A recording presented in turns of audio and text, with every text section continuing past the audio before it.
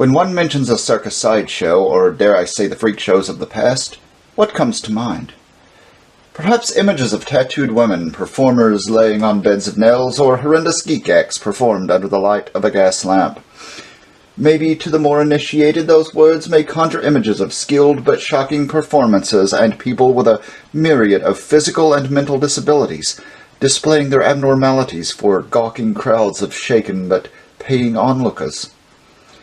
Well, I can tell you that both of these concepts are accurate in their own ways, but the truth is the circus sideshow as well as the freak shows that operated around the country from the 1840s until their sharp decline in the mid-1900s were a world far different from what mainstream thought painted them and paints them today. Inasmuch the people who performed in these shows were as varied as the acts they performed. Believe it or not, these men and women were not always the indentured, underpaid, and exploited victims many think they were today. Some became wealthy, world-famous celebrities in their own rights. This is the story of one of those people. This is the story of the life and times of General Tom Thumb. Born in Bridgeport, Connecticut, a town that would have later significance to the circus, on the 4th of January, 1832, Charles Sherwood Stratton was the son of Sherwood Edward Stratton. His father Sherwood was a local and respected carpenter. When Charles was born, he weighed a whopping 9 pounds 8 ounces. By the age of 6 months, Charles had grown to 25 inches and weighed 15 pounds. If things kept going this way, he would have been a Victorian Andre the Giant. Then all of a sudden, to the surprise of his parents and doctor, he stopped growing. By the time his first birthday had rolled around, it was determined that Charles had not grown at all over the last 6 months.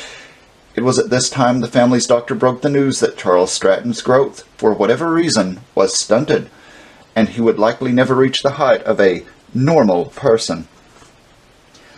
By his 5th birthday, Stratton had only grown an inch since his infancy, and still weighed around 15 pounds.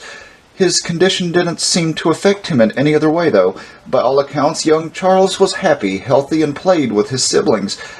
In the strange manner in which medical professionals of the time observed such things, it was recorded by doctors that Charles Stratton was, quote, proportionate in dimensions and fully functional. So, that was a plus. It was also around this time that a cousin of Charles's came to visit, and the young boy's life would forever be changed. On that fateful day, Phineas Taylor Barnum, Charles's 5th cousin and owner of the American Museum in New York, came calling. P.T. Barnum, at your service. I am putting together a show, and I need a star. Apparently, the famous showman had heard stories of the tiny child and wanted to see Stratton for himself. Apparently, the boy did not disappoint, and Barnum immediately hired Stratton to perform at the American Museum. Barnum, always the master clickbait artist, gave Stratton the stage name General Tom Thumb after a popular folk tale and taught him to sing, dance, and act. Young Charles, even at the age of 5, seemed to have a real talent for this kind of work, and a flair for the dramatic. In fact, his first real act consisted of him coming onto stage dressed as several characters, including Napoleon Bonaparte, which everyone loved, except for the French. The act proved to be a roaring success, and people couldn't get enough of the tiny boy who could sing and dance and recite Shakespearean quotations, often while smoking cigars. Oh yeah, there's that. Let's just say that child labor laws were a tiny bit different back then. Within the next year, with Tom Thumb becoming a smash hit in New York and across America, Barnum decided it was time for a world tour.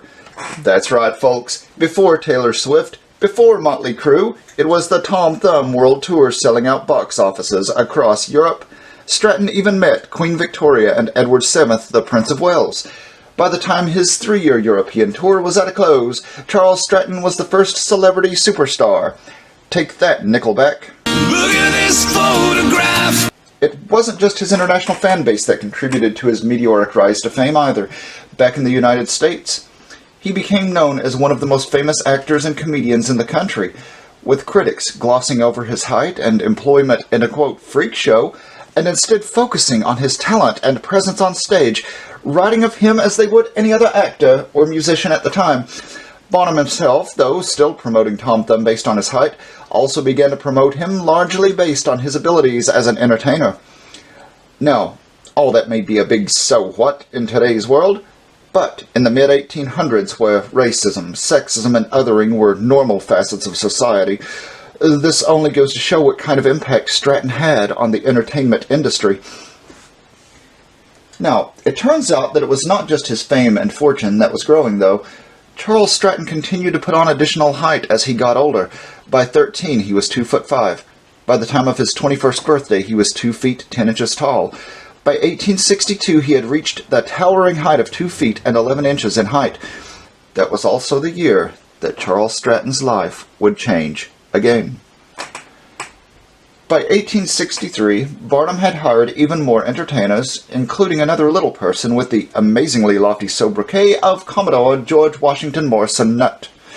Commodore Nutt, being a few inches shorter than Stratton, was an instant hit just like his contemporary, and the two were billed together as the Two Drumios.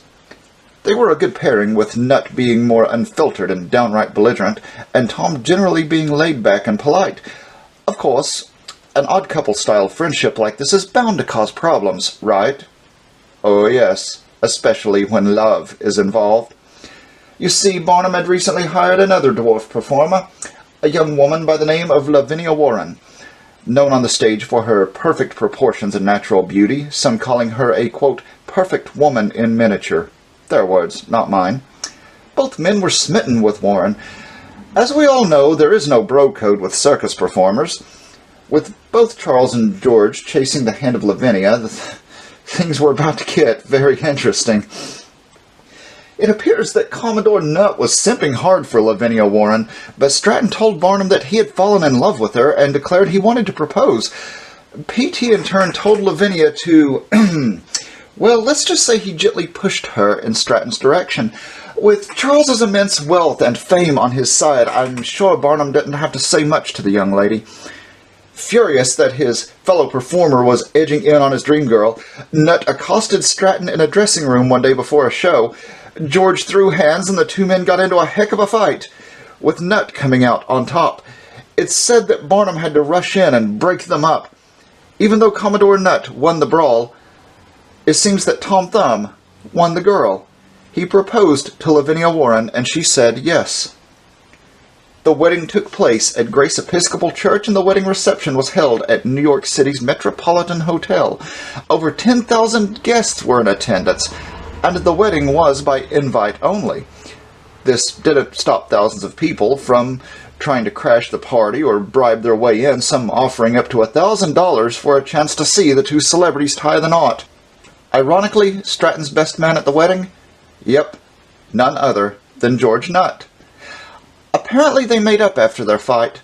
The fact that Lavinia's younger, cuter sister was Warren's bridesmaid certainly had to have helped things, seeing as the two hooked up afterwards. Returning to the stage and the circuit, Stratton's wealth and fame only increased.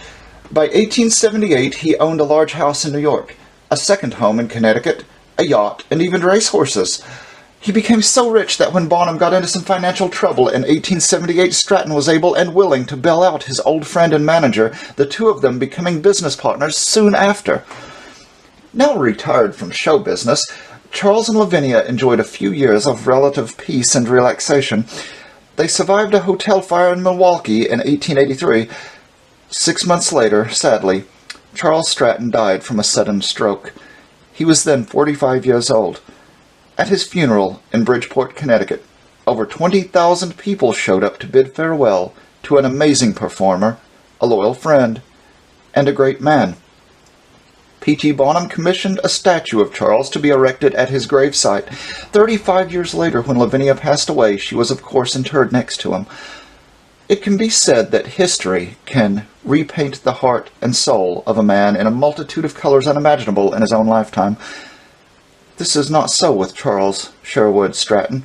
He is remembered today as he was known in life, as the first international celebrity, a critically acclaimed performer and actor, an amazing person, and a kind, wonderful friend. And with that ends the entertaining and thought-provoking story of General Tom Thumb, a man small in stature, but enormous in the impact he had on entertainment.